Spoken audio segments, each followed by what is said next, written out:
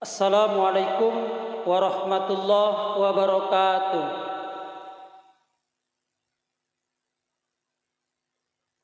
Alhamdulillahillazi anzala sakinata fi qulubil mu'minin liyazdadu imanan ma'a imanihim. Asyhadu an la ilaha illallah wahdahu la syarika lahu rabbul alamin. Wa asyhadu anna Muhammadan abduhu wa rasuluhu khatamul anbiya'i wal mursalin sayyidina wa maulana Muhammadin wa ala alihi wa ashabihi ajma'in, amma ba'du. Bapak-bapak, ibu-ibu hadirin rahimakumullah. Pertama-tama mari kita bersyukur kepada Allah dengan ungkapan alhamdulillahi rabbil alamin atas limpahan nikmat, rahmat, taufik, hidayah, inayah Allah pada malam hari ini. Dengan pertolongan Allah itulah kita digerakkan langkah kaki kita untuk meraih petunjuk Allah Subhanahu wa taala, untuk mencari hidayah Allah Subhanahu wa taala, karena hidayah itu, agama ini, Islam ini adalah cahaya. Ibarat cahaya matahari, dia menyinari alam semesta ini, semua tersinari tanpa kecuali, dan yang tidak kena sinarnya adalah sesuatu yang terhalang atau menghalangi diri. Kita tidak akan kena sinar matahari manakala kita senantiasa dalam rumah. Bukan berarti tidak ada sinar matahari, tetapi diri kita lah yang menghalangi agar kita tidak terkena dengan sinar matahari tersebut. Begitu juga hidayah Allah Subhanahu wa taala. Ajaran Islam itu ibaratkan sinar tadi, nur, cahaya. Hidayah Allah itu mencakup semua tanpa terkecuali. Semua manusia akan mendapatkan peluang hidayah Allah Subhanahu wa taala, karena Rasulullah itu diutus untuk rahmat untuk semua, rahmatan lil alamin. Kalau rahmat bagi alam, semua yang masuk punya peluang untuk mendapatkan hidayah. Nah, kalau kita tidak keluar dari rumah, mustahil kita akan kena sinar matahari. Hidayah Allah, petunjuk Allah itu kalau tidak kita capai, tidak kita gerakkan diri kita untuk menuju hidayah Allah, maka hidayah itu tidak akan kita peroleh. Petunjuk Allah itu tidak akan kita dapati kalau kita tidak meraih hidayah dan petunjuk Allah Subhanahu wa taala. Maka dalam kehidupan ini kita perlu mencari petunjuk, bahkan memohon, meminta. Bahkan Allah Subhanahu wa taala mewajibkan kita untuk meminta hidayah itu, agar hidup kita terarah dan hidup kita senantiasa benar menuju tujuan yang kita idamkan, yaitu Allah, surga Allah Subhanahu wa taala dalam setiap aktivitas kita. Termasuk pada malam hari ini dalam rangka kita mencari petunjuk, mencari pedoman hidup agar aktivitas kita bernilai ibadah dan benar serta punya nilai di sisi Allah Subhanahu wa taala. Salawat serta salam mudah-mudahan tetap tercurahkan pada junjungan Nabi besar Muhammad sallallahu alaihi wasallam, dan mudah-mudahan kita termasuk dari golongan umatnya yang kelak mendapatkan syafaatnya kelak di yaumil qiyamah. Amin ya rabbal alamin. Bapak-bapak, ibu-ibu hadirin rahimakumullah. Pada malam hari ini sengaja kita bahas khusus tentang ibadah di bulan Zulhijjah, agar kita mendapatkan petunjuk, mendapatkan bimbingan, mendapatkan pedoman beribadah di bulan Zulhijjah, agar supaya ibadah kita di bulan Zulhijjah itu tidak sia-sia, agar bernilai ibadah, agar bernilai di sisi Allah, yang akan kita peroleh, yang akan kita nikmati kelak ketika kita sudah menghadap Allah Subhanahu wa taala. Jangan sampai kita beribadah itu tidak punya landasan. Karena ibadah tanpa ada petunjuk itu sia-sia. Wa kullu man bighairi ilmin ya'malu a'maluhu mardudatun la tuqbalu. Itu syair sesuai dengan hadis Rasulullah. Kalau sesuai wa kullu man, setiap orang yang beribadah, wa kullu man ya bighairi, tanpa ilmu dia berbuat, siapa saja yang tanpa pengetahuan dia berbuat, maka amalnya tertolak. Mardudatun la tuqbalu, sudah tertolak, la tuqbalu, tidak diterima, double, sudah ditolak, tidak diterima lagi. Jadi mardud itu tertolak, la tuqbal, tidak diterima lagi, sakit misalnya, udah jatuh timpa tangga lagi. Artinya itu pentingnya kita mencari ilmu sehingga tidak sia-sia. Nah, terutama khususnya pada malam hari ini kita membahas tentang ibadah di bulan Zulhijjah.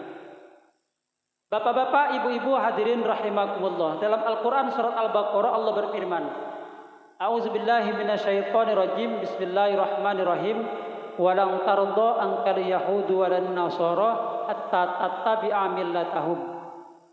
Tidak akan ridho terhadap kalian semua orang-orang Yahudi dan Nasara sehingga kalian mengikuti millah mereka. Mengikuti millah mereka. Saya tidak mengartikan millah ini agama mereka, tidak. Karena tafsir lain mengatakan bukan agama. Hal itu dikaitkan dalam firman Allah yang lain, kita disuruh untuk mengikuti millah Nabi Ibrahim. Millata Ibrahim Hanifah dalam Al-Quran itu, yaitu millahnya Nabi Ibrahim yang lurus.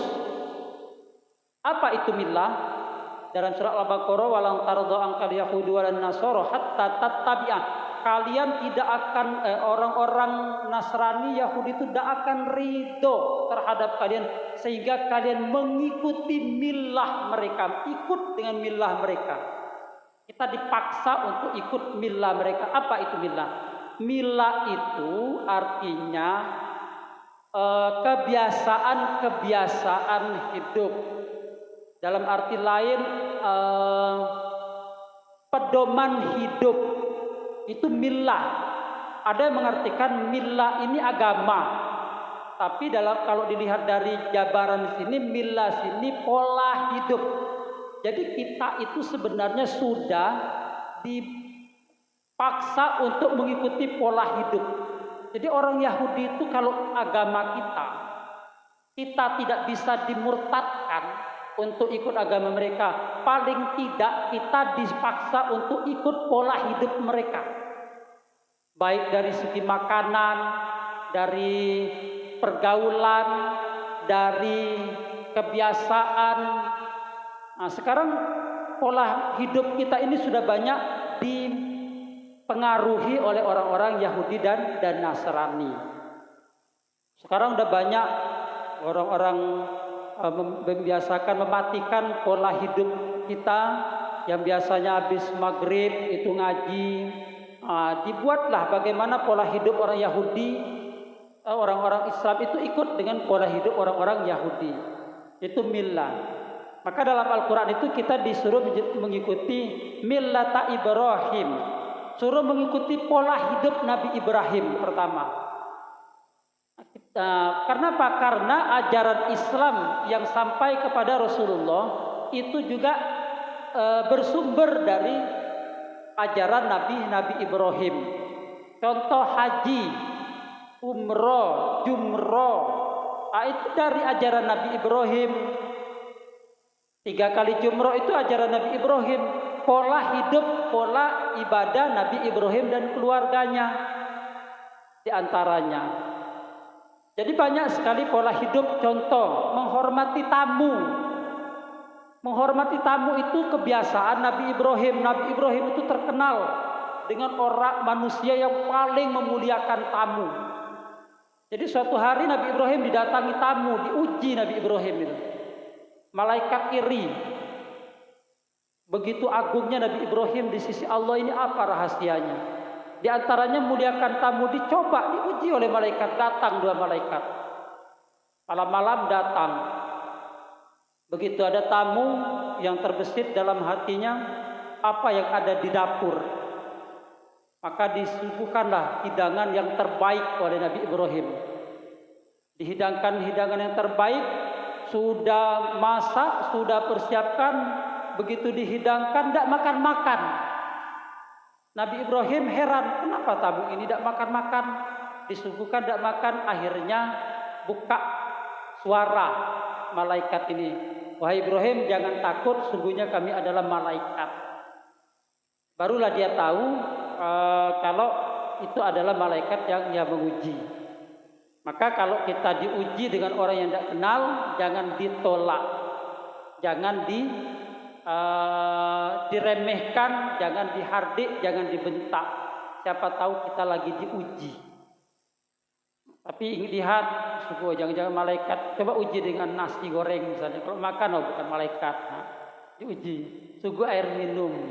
Kalau ingin tahu malaikat atau tidak, kenapa? Karena malaikat tidak makan, tidak minum. Wah, ini kalau gitu ada tamu uji.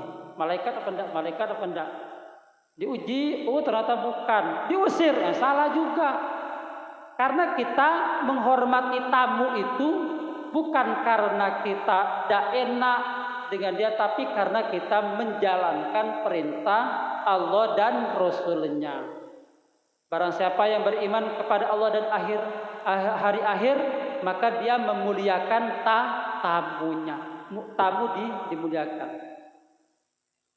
Nah, kita banyak mengadopsi ajaran Islam itu diantaranya bersumber juga dari kebiasaan-kebiasaan Nabi Ibrahim.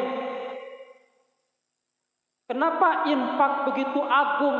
Kenapa sodako itu begitu mulia? Begitu banyak manfaat dari sodako itu, bisa menolak bala, bisa menyembuhkan penyakit. Dawu mardokum bis sodako, obatilah penyakit-penyakit kalian dengan sodako. Jadi kalau tidak ada penyakit yang tidak sembuh-sembuh, berbanyak sodako. Perbanyak sodako, karena sodako itu bisa menyembuhkan penyakit. Dawu mardokum bis sodako. Udah ke dokter, udah ke ini tidak juga sembuh-sembuh, sodako. Lihat sodakonya berat, sodako juga dengan berat. Kalau penyakitnya berat, perbesar sodako. Kenapa begitu agung sodako sehingga banyak kemuliaannya? Karena sodako ini juga sumbernya dari Nabi Ibrahim. Nabi Ibrahim itu kalau tiap tahun Pak Bu, tidak terhitung korbannya. Tidak terhitung korbannya. Sapi, lembu, itu tidak terhitung. Onta. Sampai malaikat yang di langit itu heran. Kok begini Nabi Ibrahim korbannya? Sehingga Nabi Ibrahim suatu saat begitu ditanya malaikat, jangankan hewan yang aku korbankan, andai kata aku dikarunia anak pun akan aku korbankan, kata Nabi Ibrahim. Begitu dapat anak diuji oleh Allah dengan ucapannya. Oleh karena itu bapak-bapak, ibu-ibu, Rasulullah berpesan pada kita dengan sabdanya,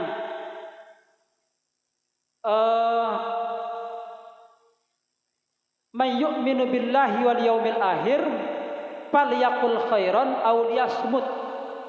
Barang siapa yang beriman kepada Allah dan hari akhir, hendaknya dia berkata yang baik-baik saja atau diam. Kenapa? Karena dalam Al-Quran, saya lupa ayatnya, ucapan kita itu suatu saat akan diuji. Satu. Yang kedua, ucapan kita itu akan terbukti dan terjadi. Maka kita harus hati-hati. Rasulullah berpesan, ciri dari orang-orang yang beriman kepada Allah dan hari akhir, dia berkata yang baik-baik atau diam. Kalau tidak baik, diam. Pilihan kita cuma dua, berkata baik atau diam kalau mau selamat.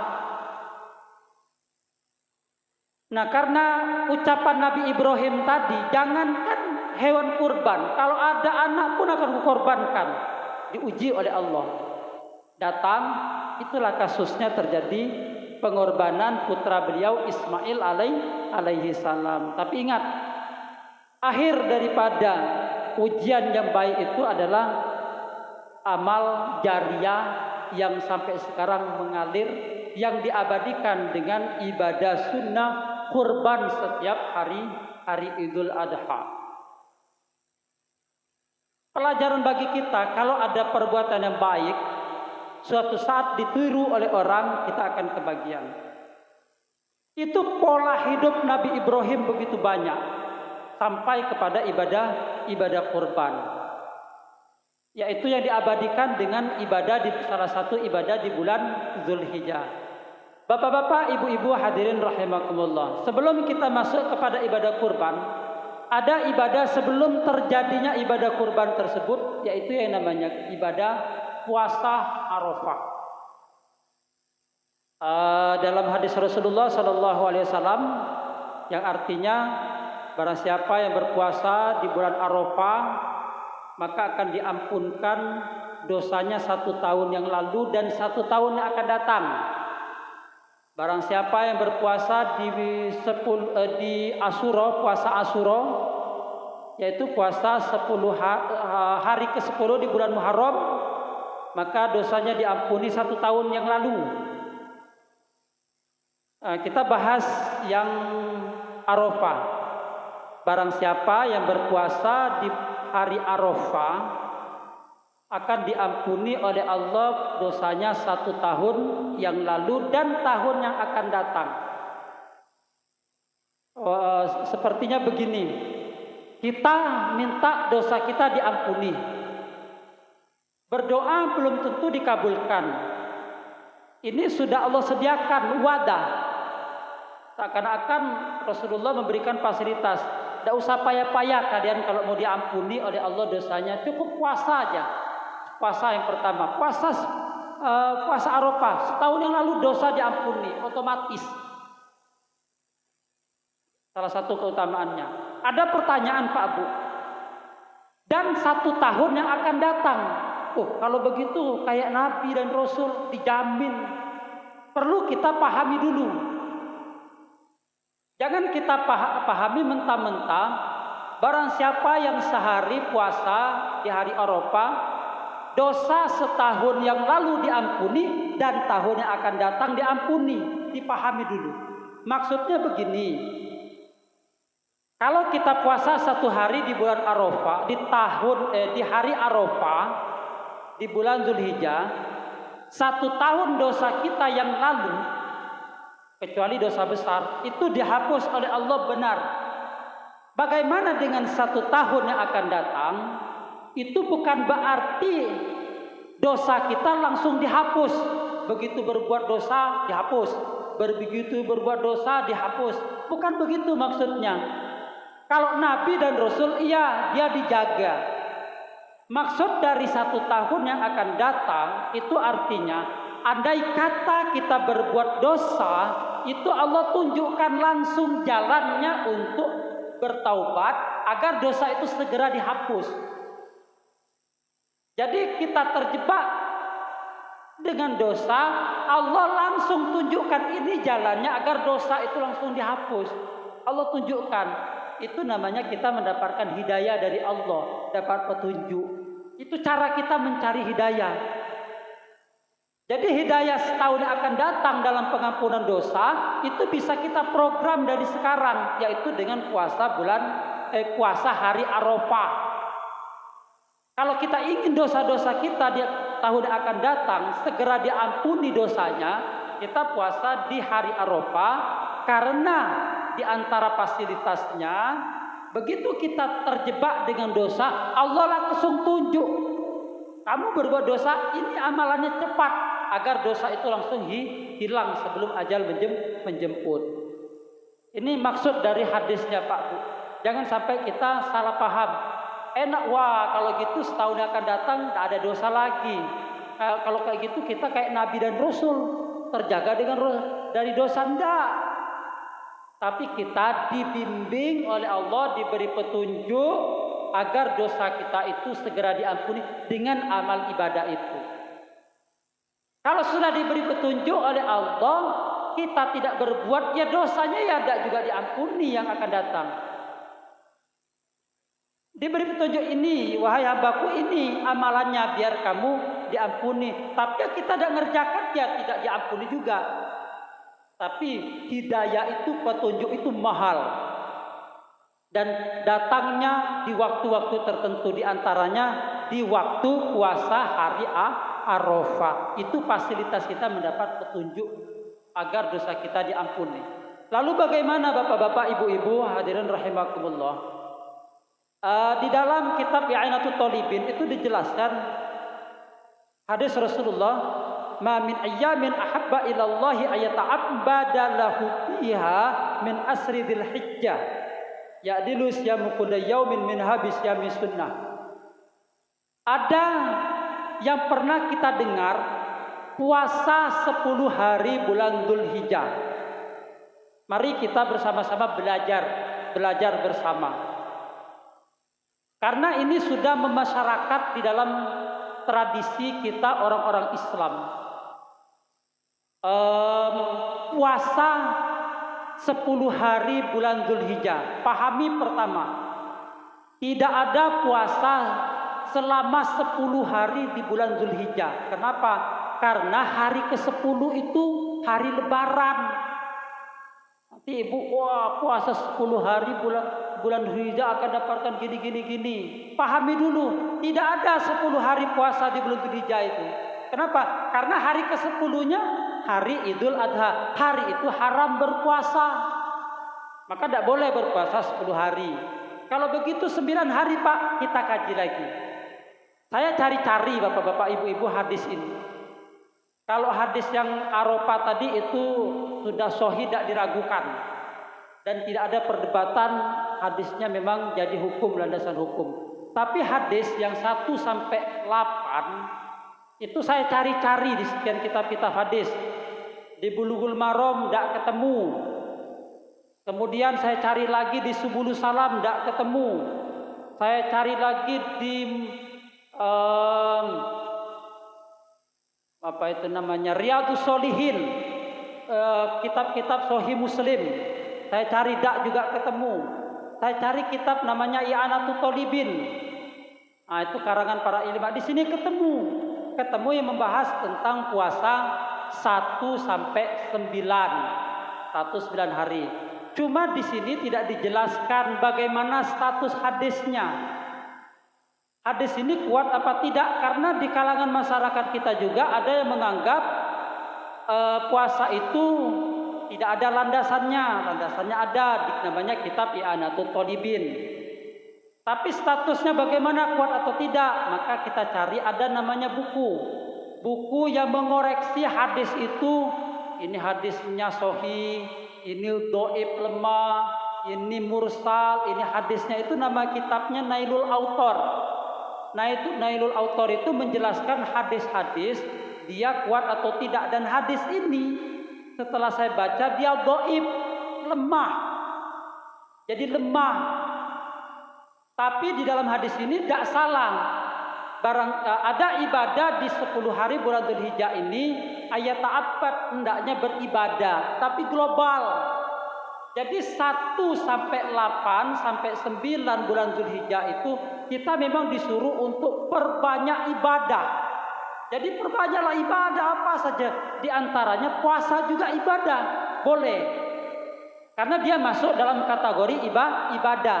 Tapi kalau kita mengkultuskan, kita menganggap bahwasanya puasa di bulan Dzulhijjah, awal-awal Dzulhijjah ini kayak gini, itu yang tidak benar. Karena hadisnya dhaif. Hadisnya begini, an Hafsah qalat arba'un lam yakun yad'uhunna Rasulullah sallallahu alaihi wasallam. Ada 4 amalan yang tidak pernah Rasulullah tinggalkan. Di antaranya siyamu Asyura, puasa Asyura. Puasa Asyura itu puasa bulan Muharram. Wal dan 10 yaitu di bulan Zulhijjah. Wa salasatu ayyam kulla syahrin, dan puasa 3 hari di setiap bulan, puasa bid. Rak'ataini qoblal ghada, 2 rakaat sebelum fajar. Hadis riwayat Ahmad dan Nasai. Ini hadisnya, makanya dibuat orang ini diantaranya ibadah 10 hari di bulan Zulhijjah. Tapi kategori hadisnya dhaif dalam kitab Nailul Autor. Jadi kalau bapak-bapak ibu-ibu bertanya, Pak, apakah boleh puasa? Boleh, tapi tidak boleh dikultuskan. Yang boleh dikultuskan itu yang tanggal 9-nya saja. Kalau 9-nya jelas, puasa setahun, puasa sehari, bonus 1 tahun pahala dihapus, 1 tahun akan mendapatkan petunjuk agar dosa diampuni. Tapi kalau bapak ibu beranggapan puasa tanggal 1 akan mendapatkan pahala gini, tanggal 2 gini, tanggal 3 gini, tanggal 4 gini, itu tidak ada landasannya.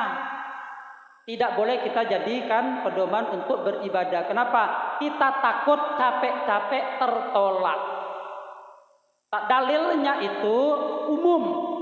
Apa saja. Kalau bisa puasa ya boleh. Kalau memang tidak kuat, bersedekah. Sedekah tidak kuat, sholat sunnah. Kalau tidak kuat, membantu tetangga. Apalagi kan sekarang banyak musim orang hajatan. Nah, bantu tetangga boleh. Tidak hanya untuk puasa umum ibadah di sini.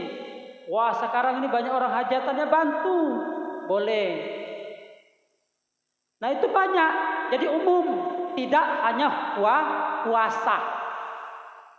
Nah, itu masalah puasa yang namanya 1 sampai 8. Yang 9 pasti.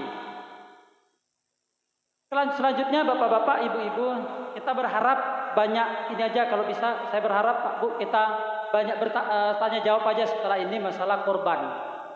Banyak korban kalau ini, karena kita fokus saja untuk ibadah yang kita hadapi akan datang, agar kita tidak ragu-ragu lagi beribadah ini. Kita berbuat tidak ragu lagi. Kalau puasa udah jelas seperti itu tadi, sudah jelas 1 sampai 9 seperti ini. Nah, kalau memang ada yang kitab yang lain, oh gini, tunjukkan ke saya kitabnya, nanti ucapan saya ulangi nanti. Oh ternyata ada dalilnya. Tapi sekian buku saya buka lagi sampai tumpuk, tidak ketemunya di sini, dan hadisnya dhaif ternyata dikaitkan. Tapi kalau ada lain, nah tunjukkan saya, nanti minggu depan kita oh ternyata memang ada hadisnya. Tapi kalau dari Google, dari ini saya tidak percaya 100%, karena tidak akurat. Harus dikaitkan dengan buku. Percaya cuma tidak 100%. Selanjutnya Pak Bu, masalah kurban. Ini masih namanya pola hidup Nabi Ibrahim. Masalah kurban. Ada satu hadis Rasulullah SAW.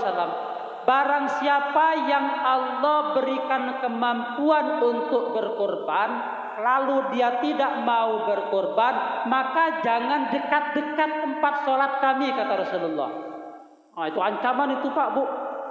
Mampu kurban tapi tidak mau, kata Rasulullah, jangan dekat-dekat dengan sholat kami. Maksudnya jangan dekat, apa maksudnya? Artinya kalau kita ini mampu berkorban tapi menunda-nunda dan tidak mau berkorban, sholat kita sebanyak itu, sehebat itu seakan-akan kata Rasulullah tidak ada gunanya nanti kalau tidak berkorban. Seakan-akan kurang lengkap, karena Rasulullah jangan dekat-dekat dengan tempat sholat kami. Artinya ada kaitannya nanti di akhirat itu masalah sholat dengan ibadah-ibadah yang lainnya. Maka koreksi diri kita, mampu tidak kita korban. Caranya gampang. Harga sapi sekarang anggaplah satu orang 2.300.000 dalam setahun.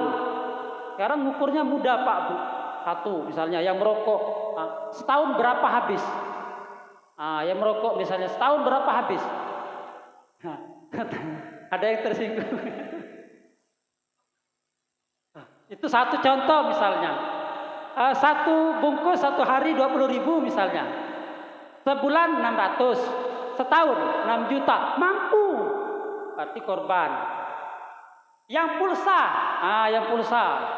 yang online, ibu-ibu yang oleh-oleh misalnya sehari berapa habis data. Jadi ukur, gampang kita mengukur kita ini mampu apa tidak. Karena hitungannya setahun sekian. Berarti yang tidak, istilahnya yang kita lakukan sehari-hari ini mampu, yang ibadah juga harusnya lebih mampu. Gimana?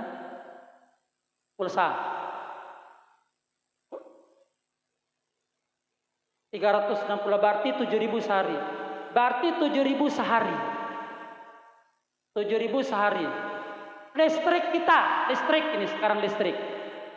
Hitung, Bapak Ibu bayar listrik sebulan berapa? Sebulan berapa? Saya hitung di rumah itu sehari habis listrik antara 20.000 sampai 30.000 sehari. 20-30.000 sehari, enak hitungnya karena pulsa. Nah, Bapak Ibu sebulan berapa? Misalnya 7.000, 8.000 sehari. Itu listrik kebutuhan jasmani kita. Kebutuhan untuk jasmani. Berarti kebutuhan jasmani kita mampu kita hidupkan. Mampu kita beri santapan jasmaninya. Kenapa santapan rohaninya kita sia-siakan? Karena rohani itulah yang menyelamatkan kita nanti di kemudian hari. Mestinya kita harus adil. Kalau jasmani saja kita mampu, harusnya rohani juga kita pikirkan. Korban itu ada kaitannya dengan ibadah yang lainnya. Apalagi contohnya, pergi seorang kalau apa itu namanya sales. Nah ini sales misalnya.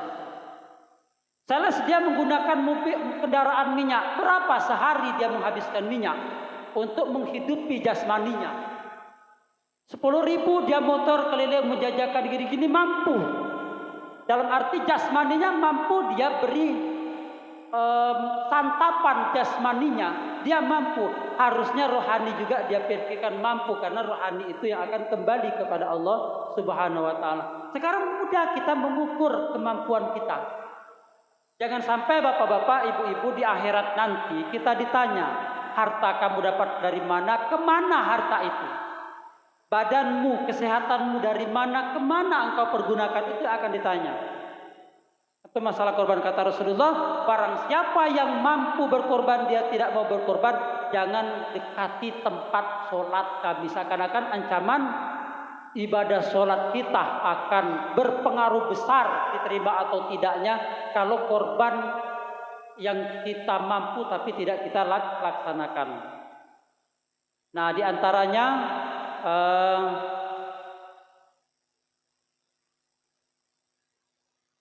kalau 365 hari dikalikan 7.000 jumlahnya 2.555, berarti bisa pas. Pulsa sehari ngisi 7.000, 5.000. Sebulan 100, sebulan 50 ada yang itu. Tapi kebutuhan kita listrik, nah kita lihat. Artinya Pak Bu, kita kategorikan menghidupi jasmani kita mampu, harusnya rohani juga harus kita pikirkan. Karena yang dipanggil nanti adalah jiwa kita, ruh kita yang dipanggil oleh Allah Subhanahu wa taala. Kalau jasmani kita itu akan membusuk di bumi. Tapi kita pikirkan ruh kita harus adil, kita beri santapan juga untuk menghadap Allah Subhanahu wa taala. Bapak-bapak, ibu-ibu hadirin rahimakumullah. Selanjutnya masalah berkorban. Mungkin bertanya di antara kita, bolehkah berkorban satu sapi 7 orang? Kalau dalam hadis-hadis itu dijelaskan, saya ringkas saja, satu sapi itu boleh 7 orang, boleh satu keluarga, satu kambing itu, karena Rasulullah pernah berkorban, beli satu kambing atas nama satu keluarga Muhammad bin Abdullah. Jadi kalau bapak ibu punya satu sapi, anggota keluarganya 20 orang, bismillah saya berkorban untuk keluarga saya, itu boleh sah, itu boleh. Bahkan Rasulullah satu kambing saya berkorban untuk satu keluarga, kata Rasulullah. Kalau onta itu boleh 10 orang. Nah, kalau sapi memang para ulama, ini tadi hadis dasarnya ulama mengambilkan kesepakatan kalau sapi 7 orang. Kalau onta itu boleh 10 orang. Kalau kambing itu boleh 3 orang. Tapi ulama sepakat satu orang satu kambing. Rasulullah tadi menyembelih berkorban satu kambing untuk satu keluarga. Setelah ditelusuri oleh para ahli hadis, ternyata satu keluarga Rasulullah dimaksud itu 3 orang. Makanya boleh berkorban satu kambing dengan tiga orang. Tapi ulama kita satu kambing satu. Jadi kalau ada orang datang menyerahkan ke panitia, besok misalnya panitianya Pak Haji Surjono, di kambing udah ditulis namanya 3 orang, jangan kita salahkan, boleh, itu sah. Misalnya Mas Ilyas, istrinya, kemudian anaknya, wah satu kambing ini 3 orang ini ajaran baru ini katanya. Jangan, itu memang boleh. Tapi ulama kita sepakat satu kambing satu onta 10, satu sapi 7 orang. Lalu bagaimana dagingnya? Nanti ada masalah lagi bapak-bapak, ibu-ibu. Orang yang berkorban dagingnya dibagi 3. Sepertiga dimakan, sepertiga disodakokan, sepertiga disimpan. Nanti yang paling agak ruwet ini masalah disimpan. Kok bisa disimpan? Ada hadis Rasulullah melarang disimpan. Atau gimana, nanti kita jelaskan satu-satu. Pertama, orang yang berkorban itu boleh mengambil sepertiga. Sepertiganya disimpan, sepertiga dimasak, sepertiga disodakokan. Itu yang kita sepakati di Masjid Al-Muhajirin. Maka Bapak dapat 2, panitia dapat 1, itu tidak lain sepertiga dari hitung-hitungan kita. Bagaimana yang disimpan?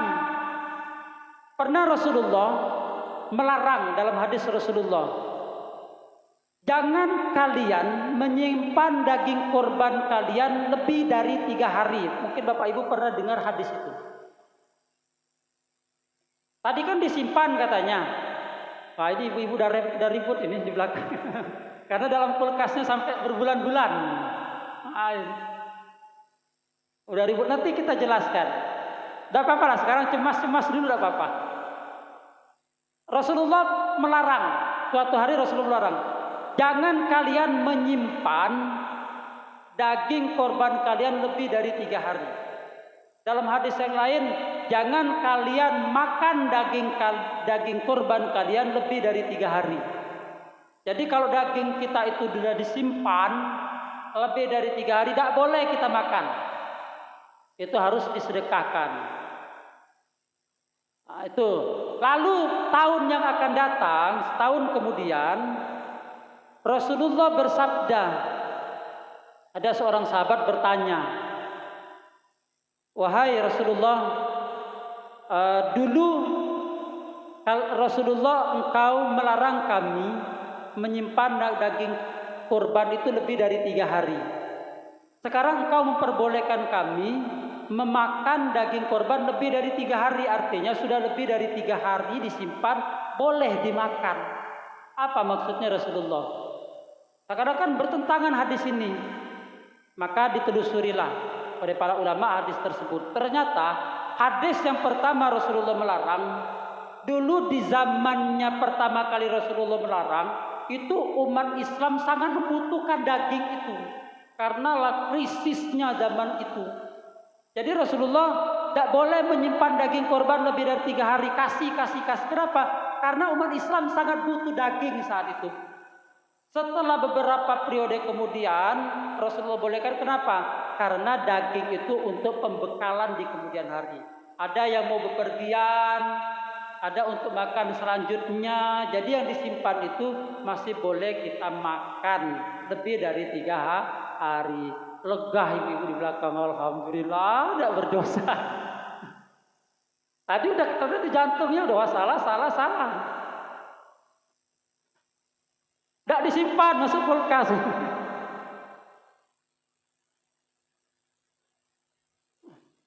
Jadi itu ceritanya, karena nanti ada hadis yang menjelaskan demikian. Ada yang bilang, weh tidak boleh itu lebih 3 hari. Itu di zaman itu krisis pangan. Jadi Rasulullah mengatakan dilarang menyimpan daging kurban karena orang lain sangat butuh. Nah selanjutnya Allah bolehkan. Kenapa Rasulullah bolehkan? Karena saat itu sudah banyak orang yang tidak meminta-minta lagi, artinya ekonomi sudah agak membaik. Itu masalah daging korban. Saya kira bapak-bapak, ibu-ibu, sebelum saya lanjutkan, kalau ada pertanyaan masalah korban, mari kita bersama-sama kita kaji, kita bahas. Daripada nanti kita yang kira-kira terjadi dalam kehidupan kita sehari-hari. Silakan Pak Bu, kalau ada bertanya. Ya Pak.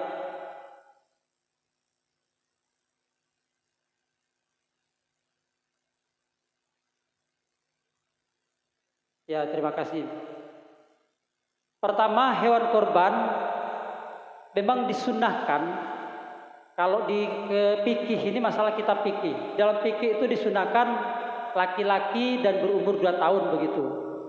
Tapi Rasulullah pernah menyembelih hewan kurban umurnya 1 tahun dan pernah menyembelih betina karena alasannya susah nyarinya saat itu. Tapi dengan catatan ada penyebabnya, bukan karena faktor yang disengaja.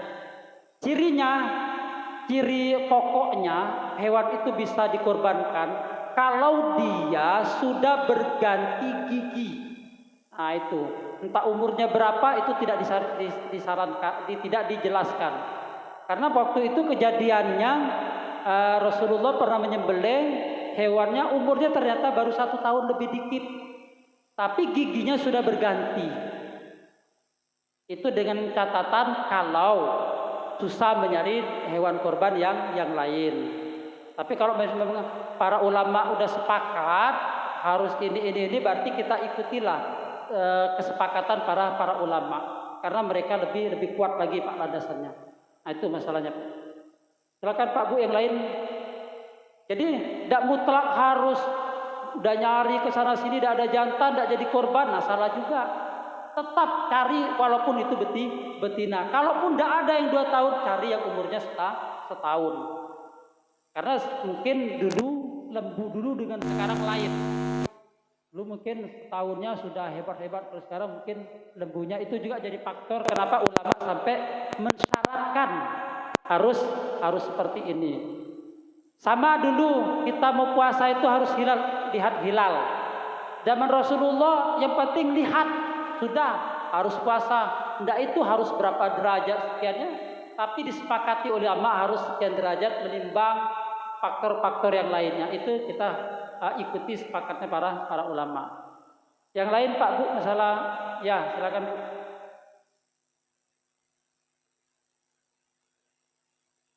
Oh ya, korban belum akikah, ini juga kesalahan fatal. Nah, bagi kita kesalahan fatal.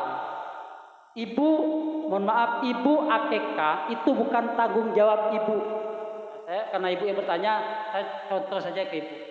Ibu akikah itu bukan tanggung jawab ibu, tapi ibu korban itu dalam tanda petik kewajiban ibu, walaupun hukumnya sunnah.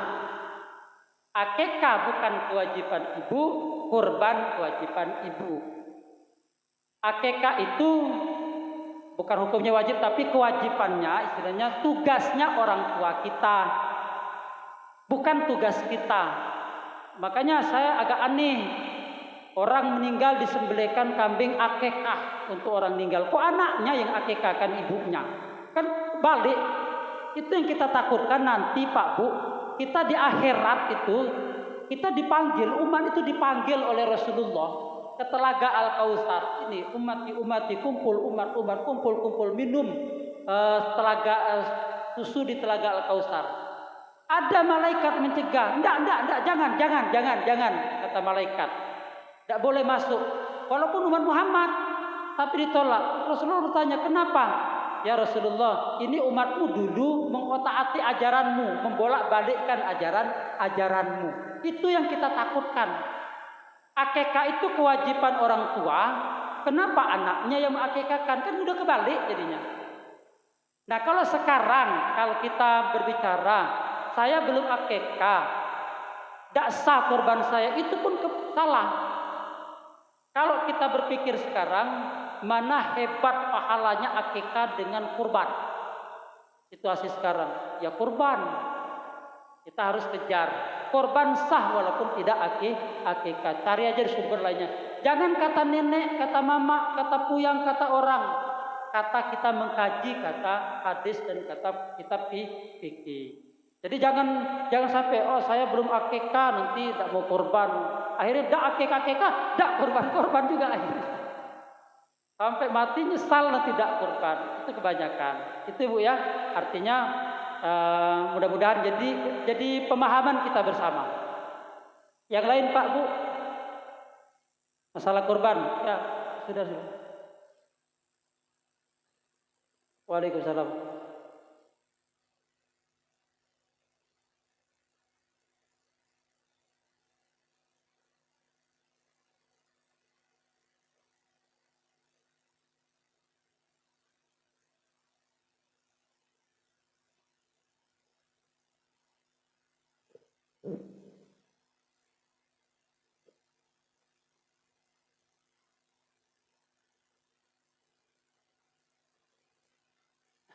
Ya, terima kasih. Itulah yang dikategorikan tugas orang tua untuk mendidik anak yang soleh. Jadi bapak-bapak, ibu-ibu, seperti hadis Rasulullah Shallallahu Alaihi Wasallam,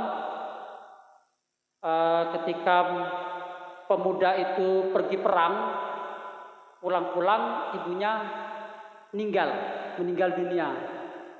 Lalu sahabat tadi bertanya kepada Rasulullah, wahai Rasulullah, kalau saya bersedekah atas nama ibu saya, ada pengaruh nggak? Ada pengaruh nggak? Rasulullah menjawab, naam, ya. Pendek, singkat, tapi jelas. Artinya perbuatan keturunan keturunan kita, anak kita, cucu kita, apa yang dia perbuat dalam kebaikan, dia akan mendapatkan juga. Karena itu adalah hasil dari buah dari hasil anak yang soleh. Nah, kalau gitu Pak, pahala saya dapat, kita dapat, tetap dapat berbuat baik. Oleh karena itu para ulama sering mengatakan demikian.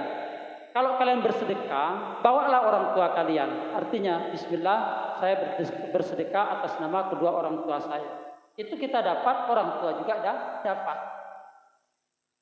Itu dari hadis itulah diambil dalilnya agar anak yang soleh itu termotivasi berbuat, tidak hanya memikirkan diri dia sendiri, tapi memikirkan orang lain. Kaitannya juga dengan korban. Jadi kita berkorban, Bismillah tahun ini saya berkorban, tapi korban ini juga atas nama orang tua saya niatkan untuk korban orang tua, kita dapat pahalanya. Tapi orang tua juga dapat. Seperti yang saya jelaskan tadi di bahasan masalah Rasulullah berkorban boleh satu keluarga, kita kaitkan, saya berkorban satu sapi untuk keluarga yang ini, untuk keluarga yang sudah meninggal, karena itu mencakup, tidak jelaskan apakah keluarga yang hidup atau yang sudah meninggal. Itu mungkin Pak Sudar yang saya pahami dari kaitannya dengan hadis-hadis tadi. Yang lain bapak-bapak, ibu-ibu, ya Pak Jasadi. Ya.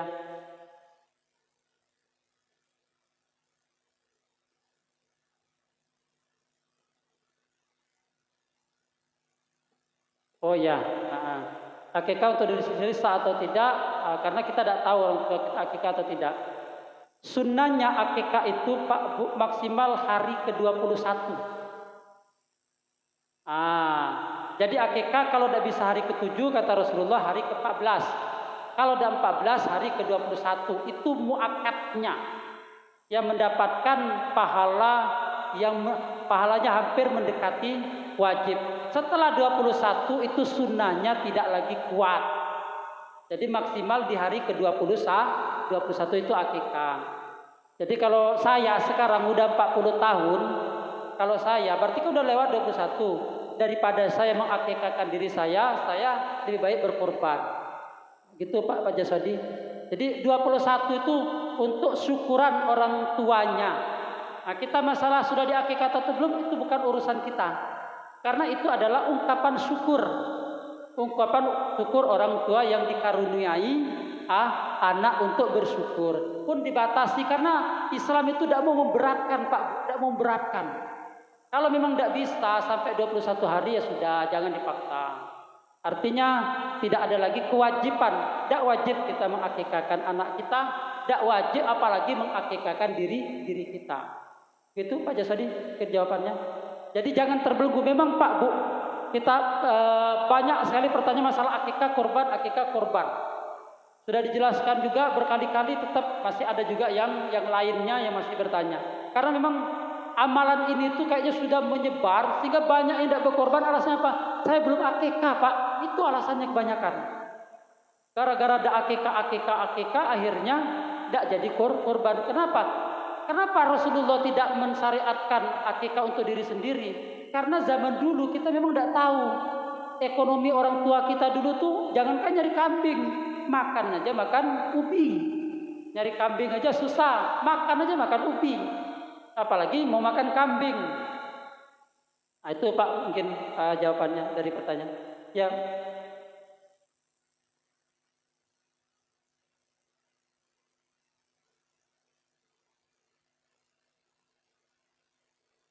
Ya, sunnahnya Pak. Itu sunnah, sekali lagi hukumnya sunnah. Sunnah itu ini kaitannya dengan gini Pak, dikaitkan dengan nanti pembagian hak waris. Itu nanti kaitannya ada pembagian hak waris dalam harta peninggalan orang tuanya. Kenapa laki-laki itu sunnahnya harus 2 akikahnya. Tapi kalaupun tidak bisa, ya 1 juga tidak masalah. Tapi sunnah, kita kan nyari sunnah contoh. Kenapa? Karena nanti di ahli waris juga laki-laki itu dapat bagian 2 kali lipat dari bagian anak perempuan. Itu ada kaitannya dengan hukum Islam yang lainnya. Memang sunnahnya begitu Pak Haji. Silakan Pak, kalau tidak ada saya tutup nanti dengan satu kebiasaan kita yang bersama agar tidak jadi kesalahpahaman. Masalah upah orang yang menyembelih atau orang yang berbuat, yang bekerja. Memang Pak Bu, kita tidak boleh memberi upah kepada orang yang menyembelih ataupun orang yang bekerja di mana di korban itu yang membantu kita berkorban. Kita tidak boleh, memang dilarang untuk memberi upah, tapi dengan catatan memberi upah. Tapi kalau kita sedekahkan niatnya itu boleh. Makanya tadi kan ada 1/3 makan, 1/3 sedekah, 1/3 disimpan. Nah, itulah di Muhajirin kenapa boleh panitia itu dapat. Niatnya sedekah, ditariklah dari jatah orang yang tadi. Jatah yang tadi kan mestinya kan 3 bagian. Dulu kan 3 Pak ya. Sekarang kita bagi 2. Yang satunya disedekahkan atas nama panitia. Pun panitia juga kebanyakan ya dari dia juga. Nah, itu 1/3. Jadi boleh kalau niatnya sedekah. Karena di zaman Rasulullah orang yang menyembelih itu Pak Bu itu tidak diupah dari daging itu, tapi diupah dari uang yang lain. Misalnya ada tukang jagal sembelih, itu dia memang diupah, tapi diupah bukan dari hewan korban tadi, dari uang pribadi yang tidak ada kaitannya dengan korban. Tapi kalau kita misalkan Bapak Ibu korban nyuruh saya nyembelih, saya sembelih kemudian Bapak Ibu ambil potong daging 1 kilo, Pak ini Pak upah Bapak nyembelih, itu tidak boleh. Pak ini 5 kilo upah Bapak nyembelih tadi, itu tidak boleh. Tapi kalau Bapak bilang, Pak ini sedekah saya kepada Bapak, jangan dikaitkan karena nyembelih tadi. Itu sedekah, itu yang boleh. Tinggal niat kita. Itu dalam masalah sembelih, korban dan yang lainnya. Saya kira Bapak-bapak, Ibu-ibu kalau tidak ada pertanyaan lagi kita tutup. Kalau masih ada silakan. Tidak ada ya Pak ya? Kalau tidak ada, saya kira sudah cukup hampir 1 jam. Mudah-mudahan dengan kajian kita pada malam hari ini memantapkan kita untuk berbuat, beramal, beribadah khususnya di bulan Zulhijjah dan bulan-bulan yang lain yang sekiranya kita masih juga ragu dengan ajaran-ajaran, termasuk dengan akikah, termasuk dengan apa tadi itu korban kaitannya akikah. Silakan nanti kalau memang ini, nanti saya tunjukkan bukunya di rumah biar akurat, sehingga kita tidak hanya katanya saja. Saya kira ini saja, kurang lebih mohon maaf. Sebelum kita tutup, mari kita berdoa kepada Allah Subhanahu wa taala. Kita biasakan mudah-mudahan keluarga jamaah kita yang sedang sakit, jamaah kita yang sedang uji kesehatannya berkurang, mudah-mudahan Allah angkat penyakitnya, mudah-mudahan Allah permudahkan segala urusannya, diberi kesehatan dan menjadi pelebur dosanya dengan penyakit tersebut.